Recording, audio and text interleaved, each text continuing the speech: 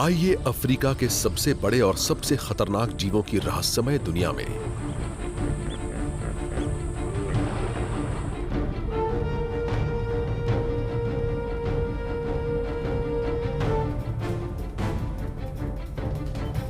हम बियाबानों में जाएंगे,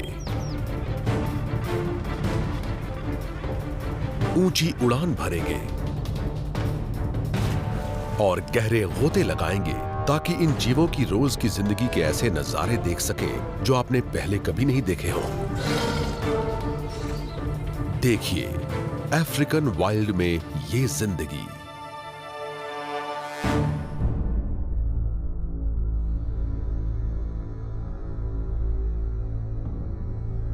बोत्सवाना के दक्षिण पूर्वी कोने में दो बड़ी बड़ी अफ्रीकी नदियों के बीच मौजूद है मशाटू।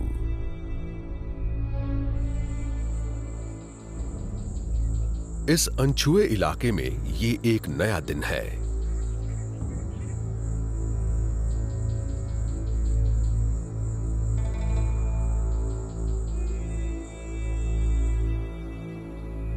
मशाटू दंत कथाओं और मिट चुकी हुकूमतों का इलाका है।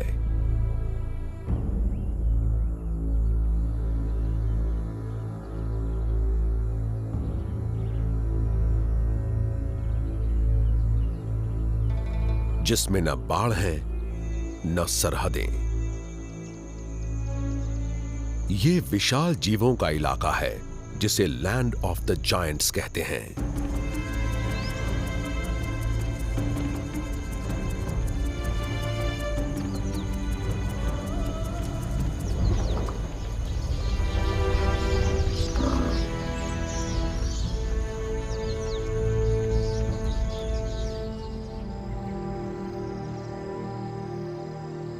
इतनी सुबह भी यहां धूप काफी तेज हो गई है।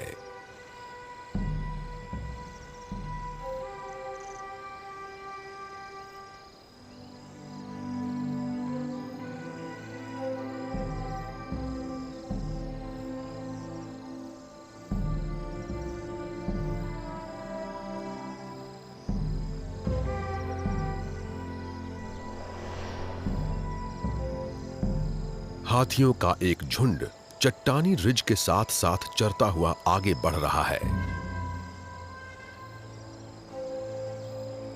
ये घास, पत्ते, फल और पेड़ की छाल कुछ भी खा सकते हैं। ये झुंड अपना आधे से ज्यादा दिन खाना ढूंढने में बिताएगा।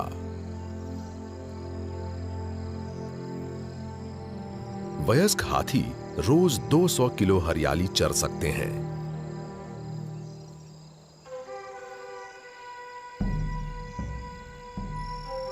दोपहर करीब आने के साथ ही गर्मी और तेज होती जा रही है। ये हाथी चिलचिलाती धूप से राहत पाने की जगह ढूंढने के लिए जल्दी ही यहां से रवाना हो जाएंगे।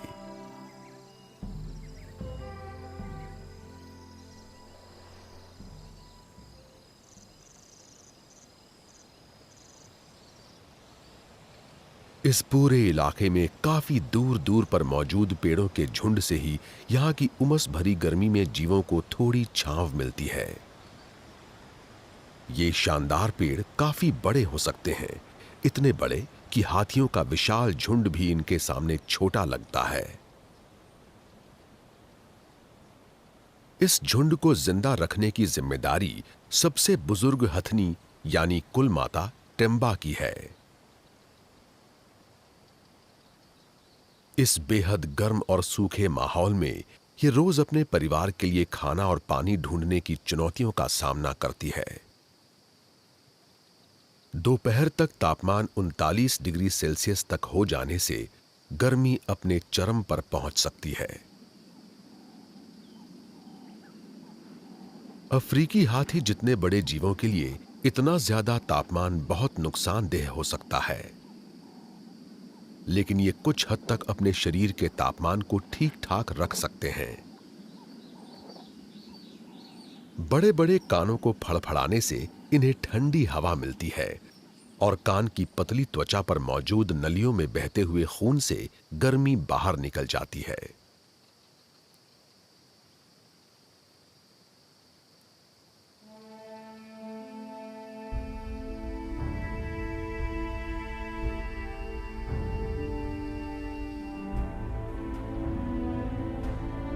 लेकिन अभी मशाटू में जाड़े का मौसम है, जिसमें जबरदस्त फर्क नजर आता है। दिन में काफी गर्मी होती है, जबकि रात में जबरदस्त ठंड पड़ती है।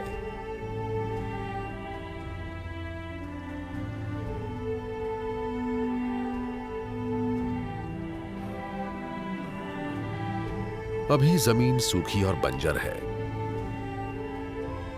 जिंदा रहने के लिए टेम्बा को अपने परिवार पर पूरा जोर डालकर रोज छांव, खाना और पानी की तलाश में कई किलोमीटर का सफर तय करना होगा।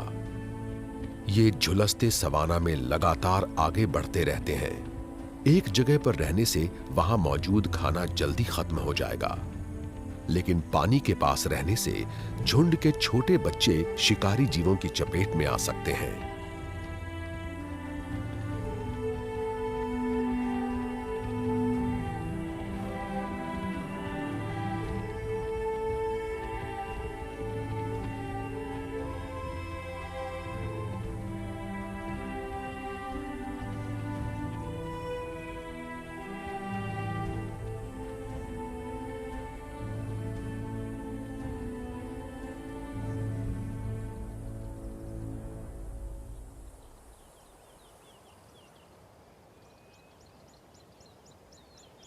बबुला के इन जंगलों में टेम्बा प्राचीन रास्तों पर आगे बढ़ती है। ये पानी तक पहुंचने का रास्ता ढूंढने के लिए हाथियों की पीढ़ी दर पीढ़ी चली आ रही जानकारियों का इस्तेमाल कर रही है। साल के इस समय हाथी सूखे मौसम के खत्म होने का इंतजार करने के अलावा कुछ नहीं कर सकते।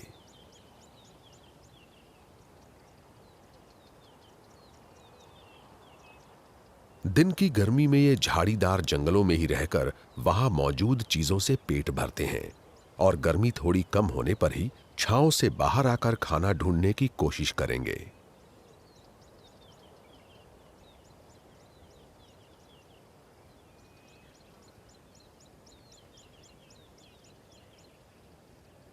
लेकिन रोज जिंदा रहने लायक पानी हासिल करने का अर्थ है कि ये कभी एक जगह पर टिक कर नहीं रह सकते।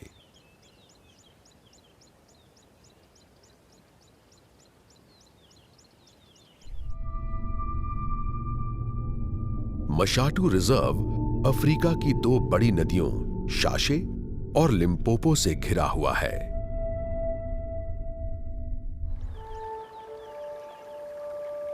किसी जमाने में इन दोनों नदियों के बीच की जमीन पर हाथियों के बहुत बड़े बड़े झुंड घूमते थे। लेकिन इंसान ने हाथी दांत की अपनी बेरहम चाहत के लिए इन शांत जीवों को लगभग खत्म कर दिया था। हाथियों के कुछ गिने चुने परिवार ही यहां से भागकर खुद को बचा पाए।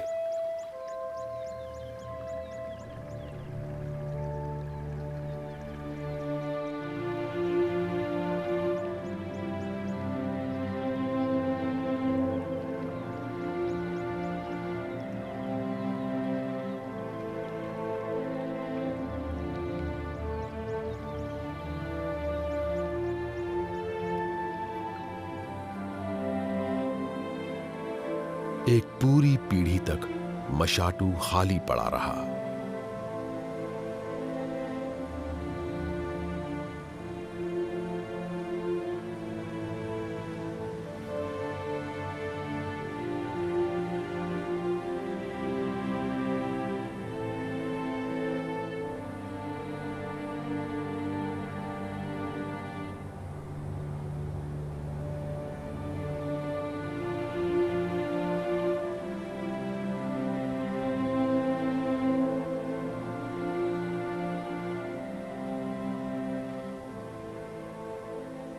लेकिन आज मशाटू ऐसा बेजान इलाका नहीं है जहां सिर्फ आतंक और मौत की खौफनाक यादें मौजूद हों।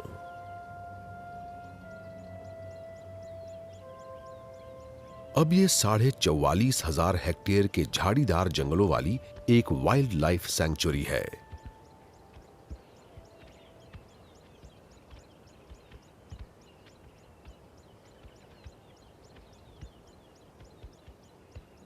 यहां जीव जंतु बेरोक टोक घूमते हैं और उन्हें शिकारियों से डरने की जरूरत नहीं है।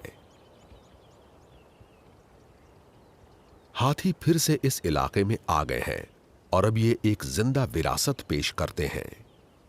ये अफ्रीका में निजी मालिकाना हक वाले इलाके में हाथियों की सबसे बड़ी पलती बढ़ती तादाद है।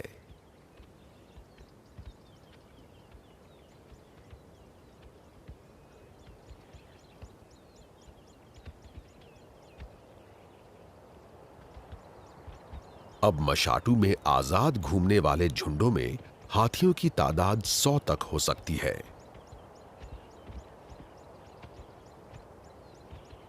अब इनके झुंडों को अपने हाथी दांत के लिए मारे जाने का डर नहीं है, लेकिन इसके बावजूद ये हमेशा खतरे का सामना करते रहते हैं। भूख और पानी की कमी इनकी तादाद को किसी भी शिकारी और उसकी राइफल से ज्यादा तेजी से खत्म कर सकती है।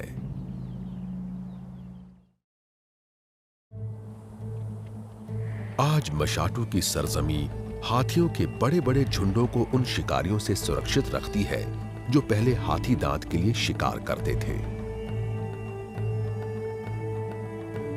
लेकिन यहां एक कुदरती ताकत इनके अस्तित्व के लिए खतरा बनी रहती है।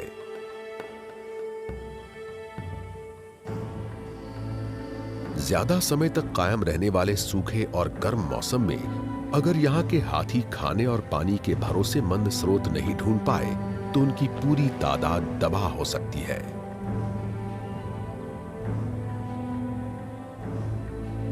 मशाटू में सूखा मौसम अपने चरम पर है। धरती पर हरियाली लगभग खत्म हो चुकी है और गर्म हवा में उड़ने वाली धूल के गुबार बची खुची झाड़ियों को भी और ज्यादा सुखा देते हैं। मशाटू के शाकाहारी जीवों के लिए हालात बहुत खराब है। हाथियों के हर झुंड की अगुवाई सबसे बुजुर्ग और भरोसेमंद मादा करती है।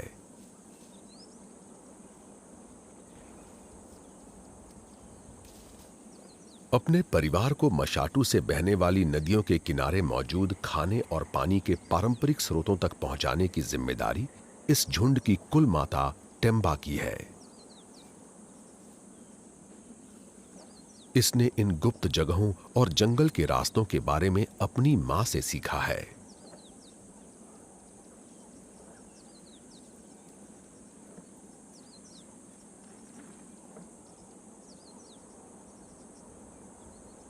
लेकिन आज इतनी गर्मी है कि झुंड को धीरे धीरे नदी की ओर बढ़ते रहने देने के अलावा और कुछ नहीं किया जा सकता। ये बीच बीच में यहां वहां चरते रहते हैं और टेम्बा इन्हें लगातार आगे बढ़ने को कहती रहती है।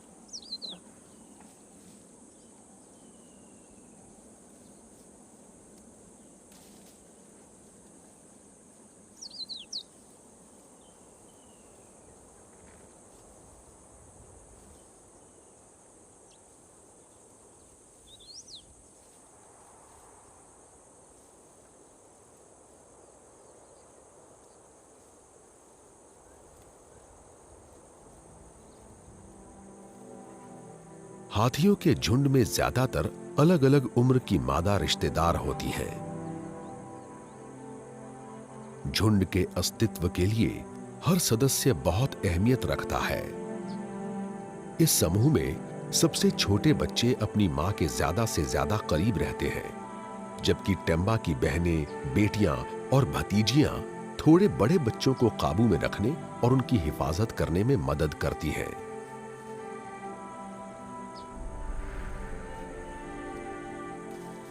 एलो मदर ऐसी हथनियों को कहा जाता है जिनके अपने बच्चे नहीं होते।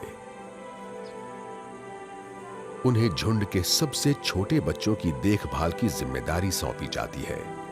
इससे मांओं को चरने का मौका मिल जाता है ताकि वो अपने बच्चों को पौष्टिक दूध उपलब्ध करा सकें।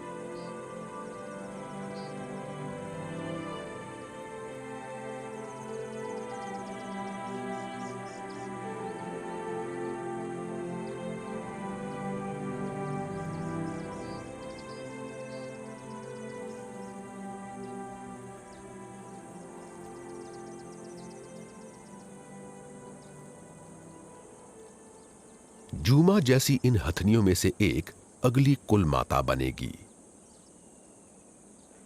इसकी ट्रेनिंग असल में टेम्बा की देखरेख में बिताई गई पूरी जिंदगी में हासिल अनुभवों का भंडार है।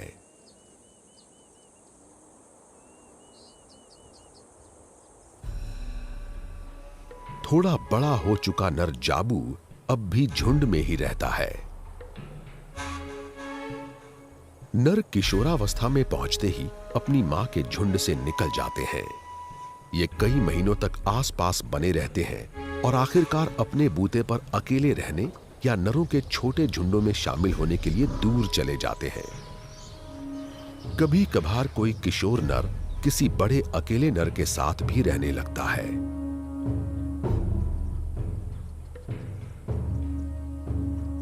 लेकिन अब जाबू का वक्त करीब आ रहा है। नरों के झुंड वाली जिंदगी अब इसे आकर्षित करने लगी है और अभी इसे ठीक से नहीं पता कि ये अपनी मां के झुंड से निकलने के लिए तैयार है या नहीं। लेकिन किशोरावस्था वाले इसके हार्मोन इसके व्यवहार को प्रभावित करने लगे हैं और इसका विद्रोही तेवर उजागर हो रहा है।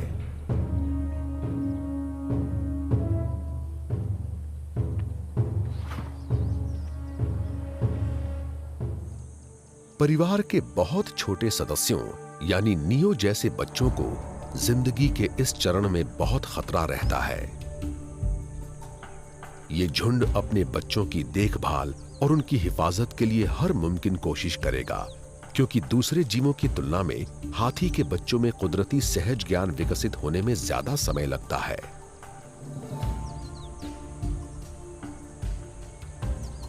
दोपहर की गर्मी में नियो और अन्य बच्चे अपनी मां के नीचे या झुंड के बीचों बीच छिपकर बड़े हाथियों की छांव में सुकून पाने की कोशिश करते हैं।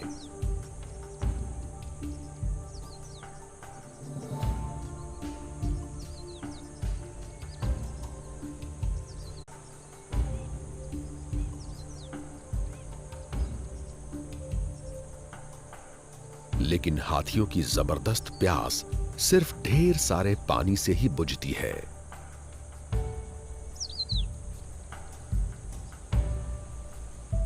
पानी की चाहत ही टेम्बा को अपने परिवार को आगे ले जाने की प्रेरणा देती है। अगर ये पेट भरने लायक चारे और पानी के बढ़िया स्रोत तक जल्दी नहीं पहुंच पाए तो अफ्रीका की इस बेरहम धूप की जबरदस्त गर्मी में झुंड के सबसे छोटे सदस्यों की हालत बहुत जल्दी बिगड़ जाएगी। दिन बीत रहा है और ये बहुत सख्त, सूखा, धूल भरा और गर्म माहौल है।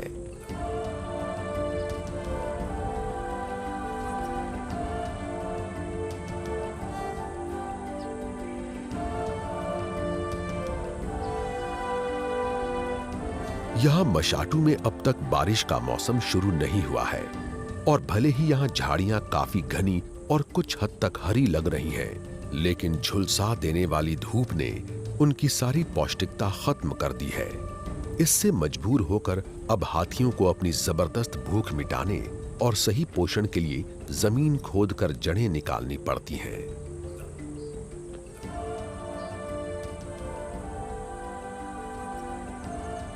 हाथी के पैर लगभग गोल होते हैं और दोनों पिछले पैरों पर 3 और अगले पैरों पर 4 नाखून होते हैं। जमीन खोदने और मिट्टी ढीली करने के लिए वो अपने अगले पैरों के नाखूनों का इस्तेमाल करते हैं। धूल को छानकर लजीज जड़ें निकालने के लिए ये अपनी सूंड का इस्तेमाल कर सकते हैं।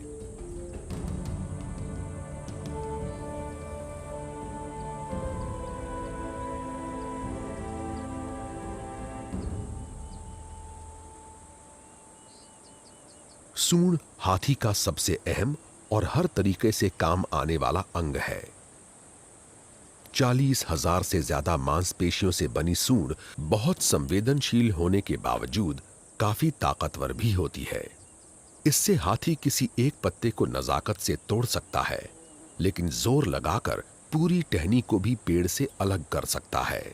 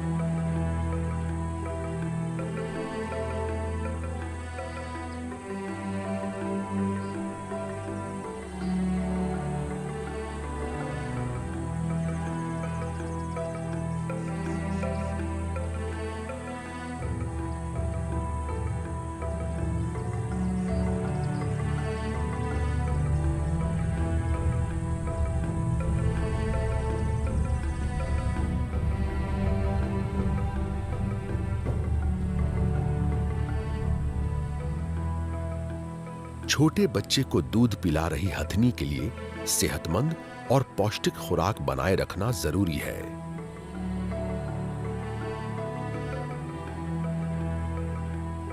बहुत छोटे होने के बावजूद नियो जैसे बच्चे रोज अपनी मां का लगभग 12 लीटर दूध पी सकते हैं और तकरीबन 2 साल की उम्र तक वे इसी पोषण पर निर्भर करते हैं।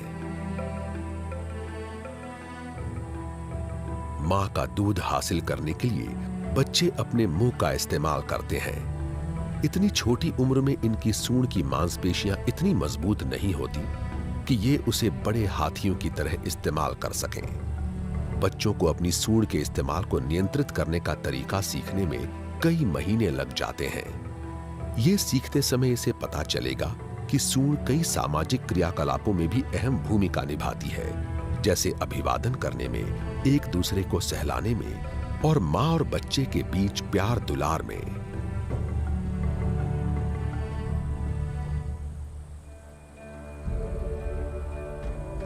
मां का दूध छोड़ने पर हाथी के बच्चों का पहला ठोस आहार घास और नर्म पौधों का होता है। सूंड को कारगर ढंग से चलाने का तरीका विकसित करने में वक्त लगता है, लेकिन आमतौर पर दिन भर खाने में व्यस्त रहने वाले हाथी इसमें माहिर हो जाते हैं।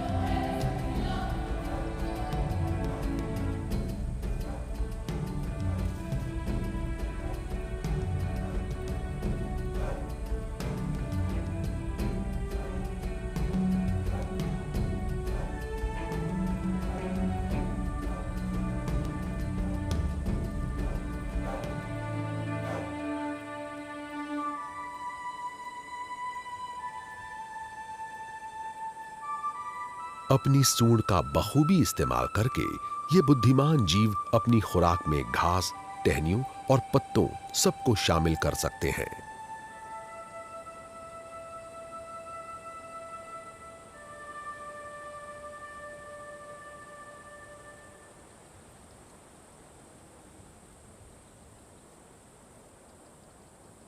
इंसानों की तरह हर हाथी के खाने की अपनी अलग आदत होती है।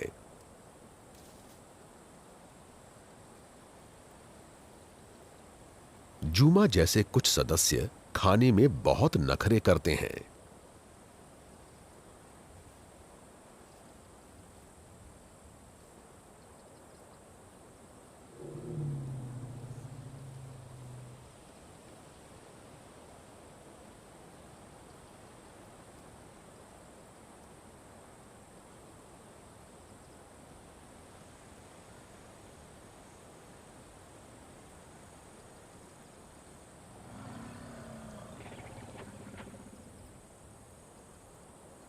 ये घास को मुंह में डालने से पहले उससे धूल और मिट्टी को ज्यादा से ज्यादा झाड़ने की कोशिश करती है।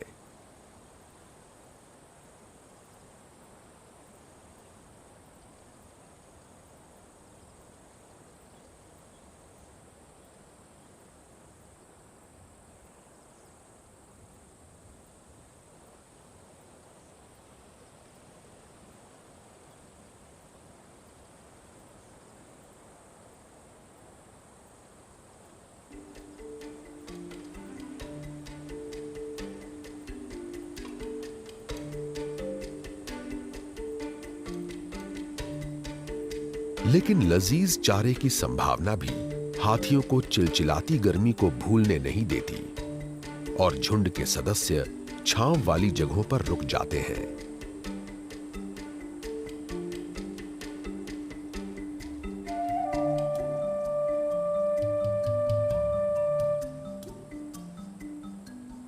यहां तक कि नियो भी शरीर को ठंडा करने के लिए अपने शरीर पर धूल डाल रहा है।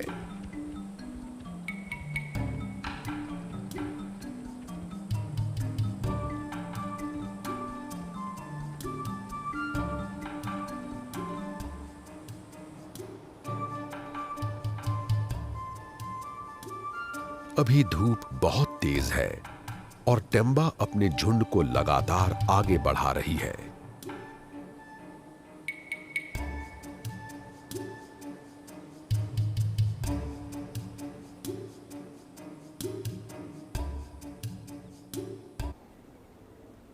मशाटू के अन्य जीवों के लिए भी जिंदगी इतनी ही कठिन है।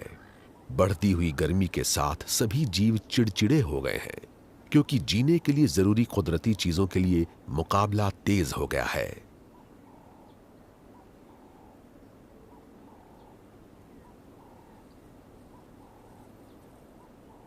दूर नर जिराफों का एक जोड़ा दबदबे की हल्की सी झड़प में व्यस्त है। सिर से टक्कर मारने और अपनी लंबी गर्दन को इस तरह उलझाने वाली लड़ाई को नेकिंग कहते हैं। अक्सर कमजोर नर आसानी से हार मान लेता है और इनकी लड़ाइयों में शायद ही कभी कोई गंभीर रूप से जख्मी होता है। हाथियों को रोज कम से कम 115 लीटर पानी पीने की जरूरत पड़ती है, बशर्ते वो उपलब्ध हो।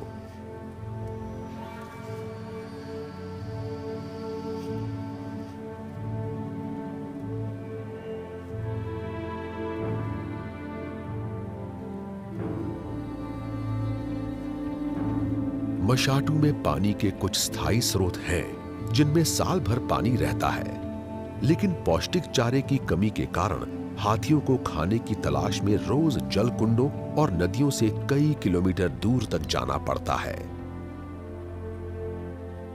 इस गर्मी में सबसे छोटी दूरी भी झुंड के छोटे सदस्यों को बहुत लंबी लग सकती है।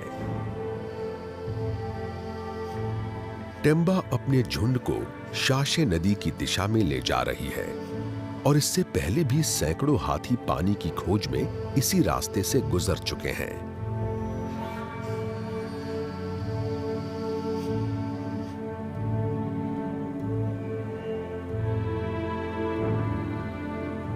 लेकिन नदी हमेशा इन हाथियों का साथ नहीं देती।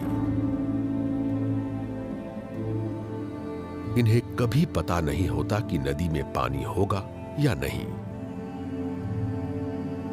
उसका बहाव बारिश पर निर्भर करता है और वो साल में सिर्फ कुछ ही दिनों तक बहती है।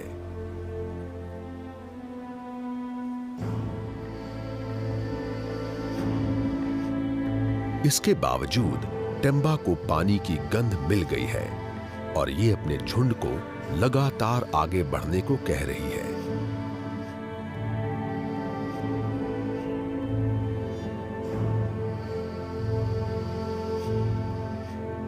ये लगातार नदी की दिशा में बढ़ रही है और लगता है झुंड ने भी इसकी बेताबी को समझ लिया है।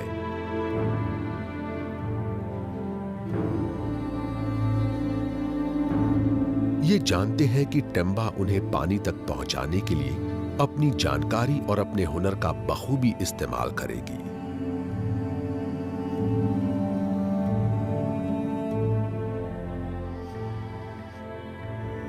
लेकिन नदी के किनारे पर मौजूद पेड़ों की कतार के पास पहुंचने पर इस परिवार को जो नजारा दिखा उसकी इन्हें उम्मीद नहीं थी।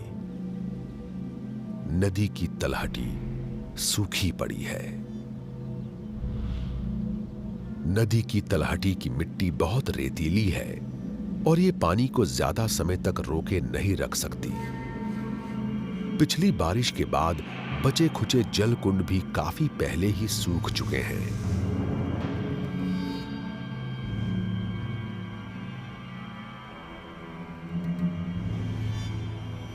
झुंड के छोटे सदस्यों के लिए यह बहुत नुकसानदेह साबित हो सकता है।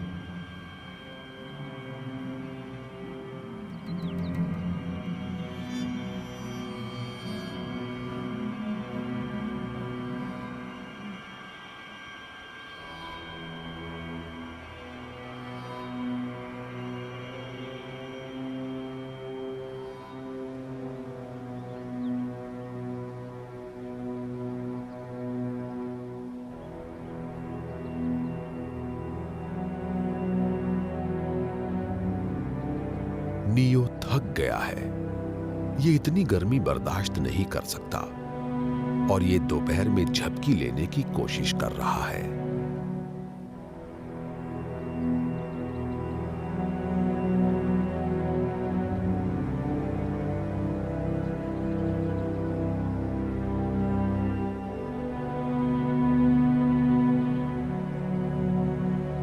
झुंड के कुछ सदस्य सूखी नदी के किनारों पर मौजूद बची खुची हरियाली को चख रहे हैं।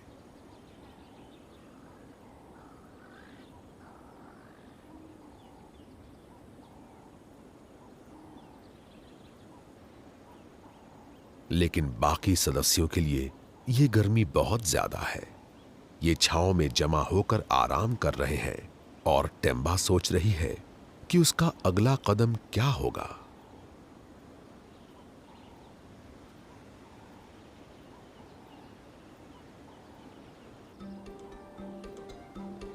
सूखी झाड़ियों के बीच गुजरता हुआ जाबू एक बिल्कुल सूखी सी टहनी की छाल चबाकर उसके भीतर के नर्म हिस्सों तक पहुंचने की कोशिश कर रहा है।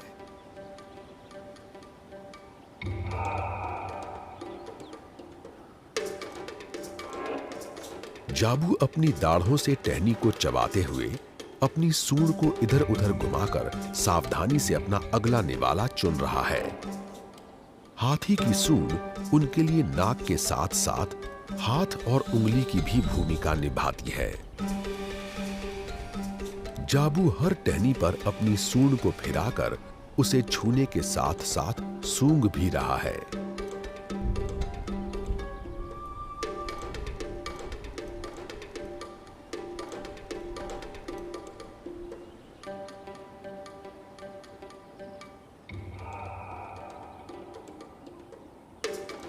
इंसान के हाथों की तरह हाथी भी अपने दाहिने या बाएं गजदंत में से किसी एक का ज्यादा इस्तेमाल करते हैं।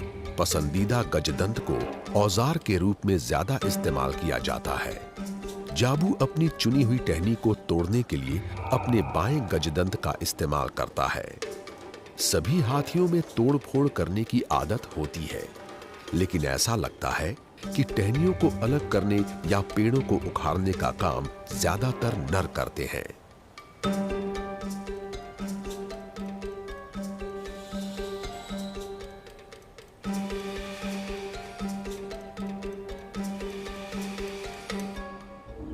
जब उपलब्ध खाने में पौष्टिकता सबसे निचले स्तर पर हो, तो हाथी कुछ खास पेड़ों की बड़ी-बड़ी टहनियों को तोड़ लेते हैं, जिनमें सूखे मौसम में भी प्रोटीन का स्तर बारिश की हरी भरी घास की तुलना में 30% ज्यादा हो सकता है। हाथियों के पास हजारों वर्षों से पीढ़ी दर पीढ़ी चली आ रही ये सटीक जानकारी होती है कि किन पेड़ों से साल के किस समय पर सबसे ज्यादा पोषण मिलता है।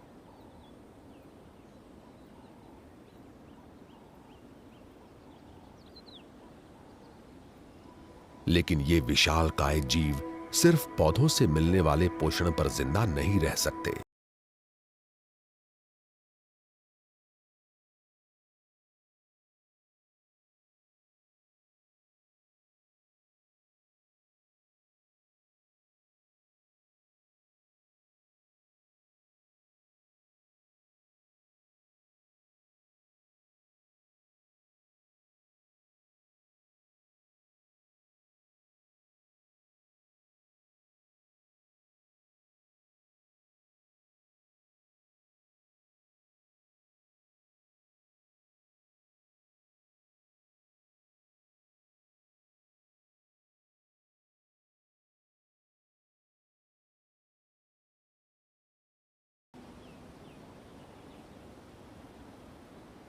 बहुत मोटी और सख्त खाल होने की वजह से हाथियों को अपनी खाल से गर्मी को बाहर निकालने में बहुत दिक्कत होती है। लेकिन पानी में डुबकी लगाने और शरीर पर कीचड़ लपेटने से हाथी अपनी खाल को जलने से बचा सकते हैं और खुद को कुछ हद तक ठंडा भी रख सकते हैं। टेम्बा ऐसी हल्की आवाजों से अपने परिवार को आगे चलने को कहती है जो कई बार हमें सुनाई भी नहीं देती। हाथी इंफ्रासाउंड के जरिए एक दूसरे तक अपनी बात पहुंचाते हैं। ये लगभग 15 अलग-अलग किस्म की हल्की आवाजों का इस्तेमाल करते हैं जो कई किलोमीटर दूर तक पहुंच सकती हैं। इनमें से कुछ आवाजों को हमारे कान सुन भी नहीं पाते।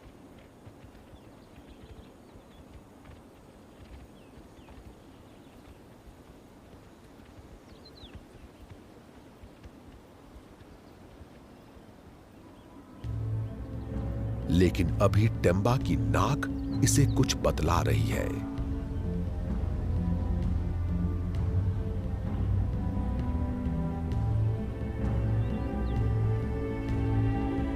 पानी की मीठी गंध के सहारे ये अब दिशा बदलकर अपने झुंड को दक्षिण में ले जा रही है।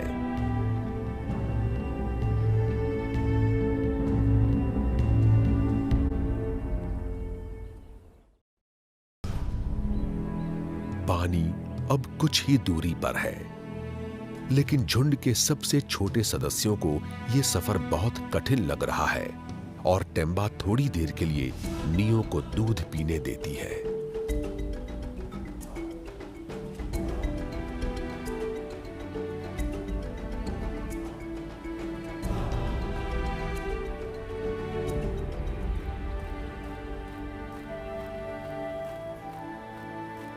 टेम्बा जल्दी से जल्दी पानी तक पहुंचना चाहती है। इसके बावजूद ये रास्ते में बढ़िया हरियाली का फायदा उठाने के लिए अपने झुंड को रुकने की मोहलत दे रही है।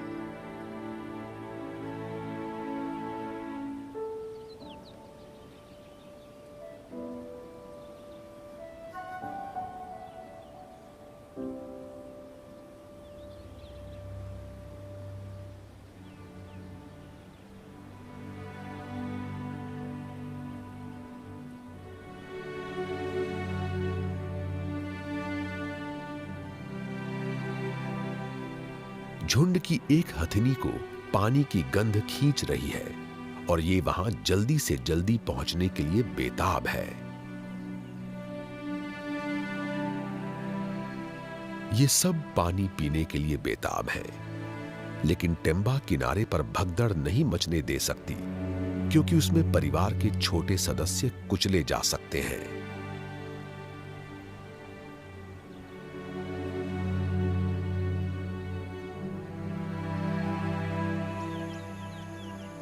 आसमान में सूरज ढल रहा है और आखिरकार ये झुंड दलदली इलाके में पहुंच गया।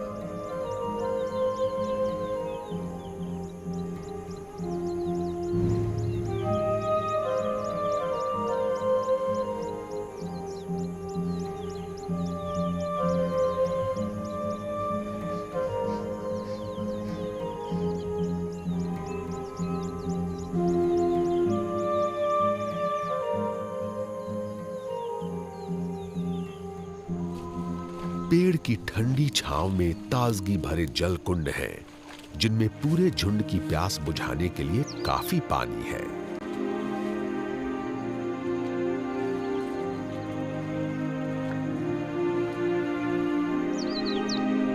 कई लीटर ताजा पानी पीने से इन्हें मिली राहत साफ नजर आ रही है।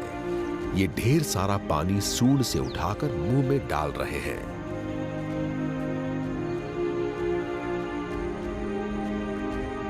ये पानी ठंडा है और नियो कीचड़ और पानी की शानदार ठंडक में मजे कर रहा है।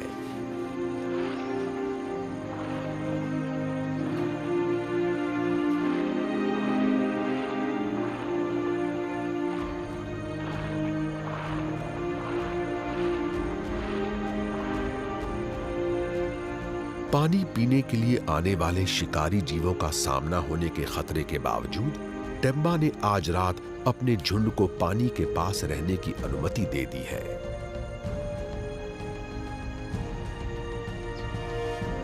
इन्हें आराम की जरूरत है और सुबह ये फिर से दमखम हासिल करने के लिए आसपास की हरी घास चर सकते हैं।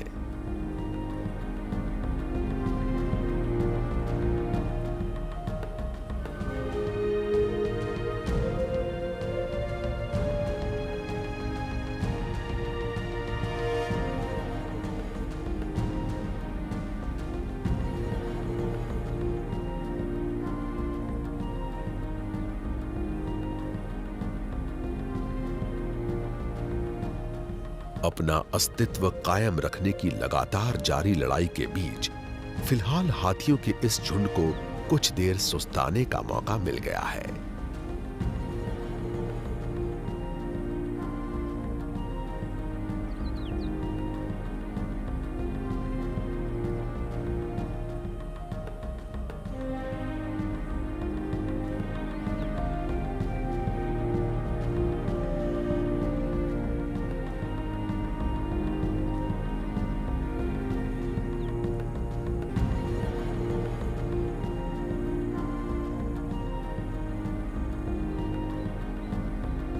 लेकिन इनका सफर कभी खत्म नहीं होता।